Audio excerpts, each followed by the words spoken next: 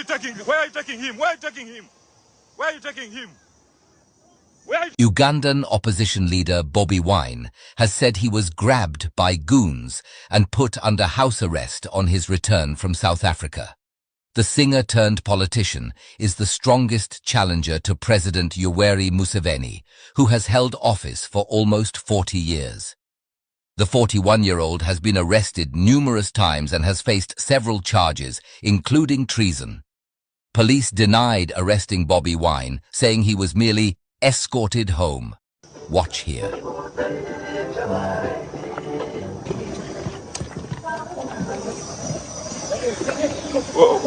Where are you taking him? Where are you taking him? Where are you taking him? Where are you taking him? Where are you taking him? Member of Parliament. Member of Parliament. Member of Parliament. Where are you taking him? This is happening on an international airport. They are coming to the plane. They are coming to the plane. This is happening at the international airport. The President and Honorable Kirumira Hassan Chagulanyi Center have been whisked away by SFC members. No, you cannot push me out. I came on this plane. You must wait. You must wait. You cannot push me out. They are arresting Honorable Hassan Kirumira and the President have been whisked away. I'm a member of Parliament. You cannot pick me out of the plane. What you're doing is wrong. And you're violating international laws. You wicked people. His supporters had planned to welcome him at Entebbe International Airport and accompany him to his home about 50 kilometers, 30 miles, away in a huge march. But the police said this was illegal. Bobi Wine said that as soon as he landed, even before he had gone through immigration, goons grabbed me and dragged me, twisted my hands and bundled me into a waiting private car.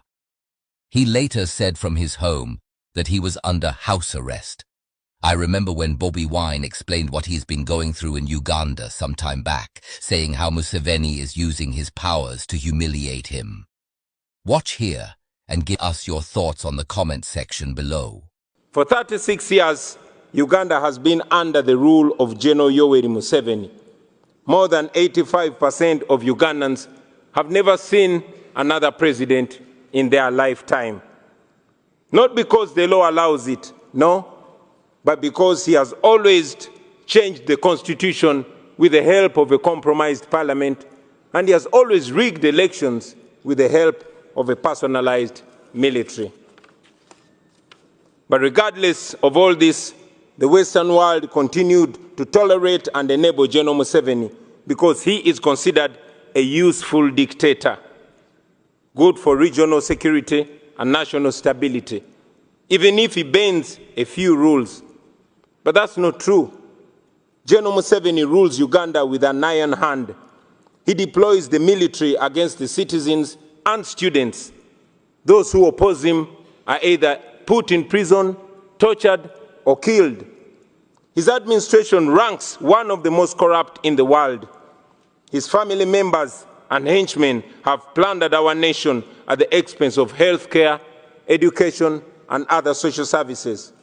So, sitting there in my fancy car, beaten and humiliated, I knew I could not stay silent anymore. So, for the next 10 years, I dedicated my music to the plight of the common Ugandans and the fight for human rights.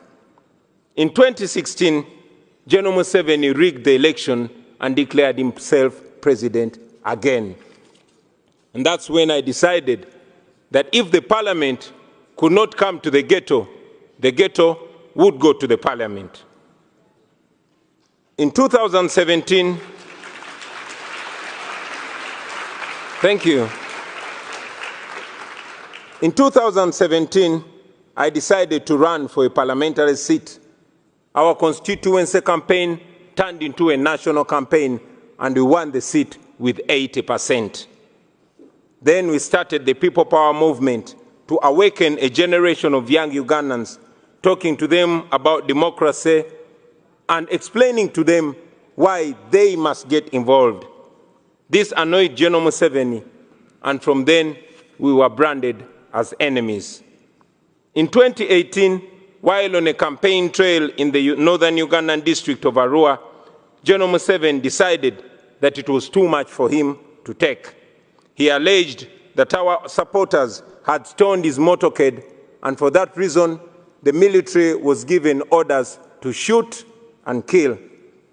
I had just stepped out of my car when suddenly I heard gunshots. Blah, blah, blah. My driver and friend, Yasin Kauma, was shot dead in the car seat that I had been occupying just a few minutes earlier.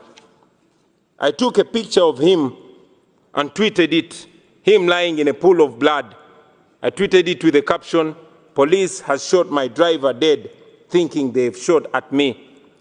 And then the Special Forces Command, a section of the military that is led by General Museveni's son, Muhoozi Kainerugaba, started hunting for me. For the next 8 hours, I hid in a random hotel room as they broke down every single door looking for me. Meanwhile, my tweet went viral, and suddenly the entire world was watching Museveni. So when they finally found me, they did not kill me, but they tortured me to near death. I was detained in a military base for several days. Not even my family knew where I was. I later learned that people protested in very many parts of the world calling for my release.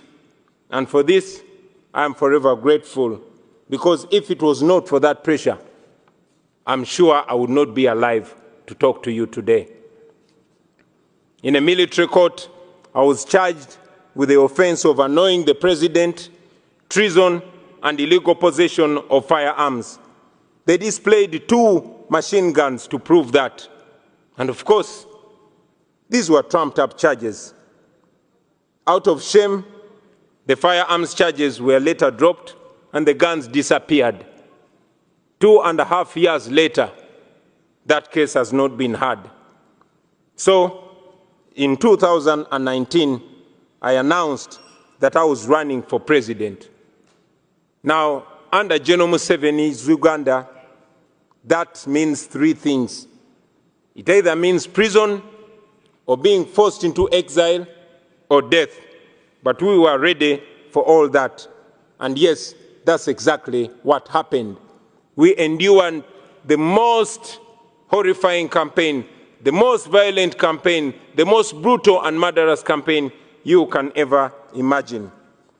In November 2020, I was arrested for allegedly violating COVID-19 regulations, a convenient excuse for Museveni to suppress his political opponents. Our supporters protested against my illegal detention, and the military went on rampage. They shot and killed hundreds of people. But of course, General Museveni came out and said that they killed only 54 protesters. Thousands were arrested, and instead of the accountability for the massacre, General Museveni came out and praised the military for a job well done.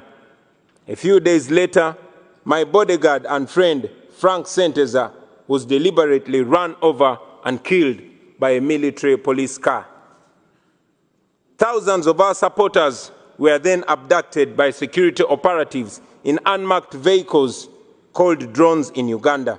And as I speak to you right now, many are still missing, while others are still in illegal detention, simply for supporting me and our party. Those who were lucky to return, they came back with severe torture marks and horrifying stories. Stories of eyes and fingernails plucked out, stories of men being castrated and women being raped in detention. But we never gave up, and we will never give up. It wasn't me challenging General Museveni. No, it was an entire generation. And for the first time, there were no tribal lines, there were no religious lines, there were no class lines. The entire population was speaking with one big voice. All our people were saying, people power is our power. It was the biggest public phenomenon that I had ever seen. Now, I had been a celebrity, I had done hit songs, I knew what it meant to be famous and having people chant your name wherever you go. But this was different.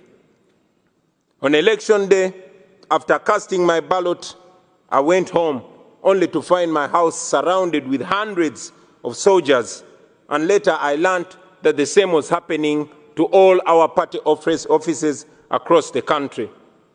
The internet was switched off. Mainstream media was placed under strict censorship. Any radio station that dared to report on the election was immediately shut down. Radio presenters and journalists were arrested. And so in this complete blackout, General Museveni declared himself winner of the election again. International authorities challenged the results as fraudulent, not free, and not fair. But I remained under house arrest for the next 11 days. Ladies and gentlemen, it is not an exaggeration to say that my life is in danger because I live in Uganda, and after here, I am going back to Uganda. I have lost friends and colleagues at the hands of security forces. I have been arrested and charged very, very many times, and my only crime has been challenging General Museveni's dictatorship. I'm therefore here to tell the world with clarity that General Museveni is not the leader you think he is. He is a threat to the people of Uganda, and yes, he's a threat to the entire region. The international community has already recognized that the 2021 election in Uganda was neither free nor fair. And it's important that these words are followed with firm actions. First, we call upon the world leaders to stop shaking General Museveni's blood-stained hands through funding and cooperation. Secondly, we call upon the governments and organizations all over the world to impose sanctions on him and the people that he uses to torture and kill innocent citizens.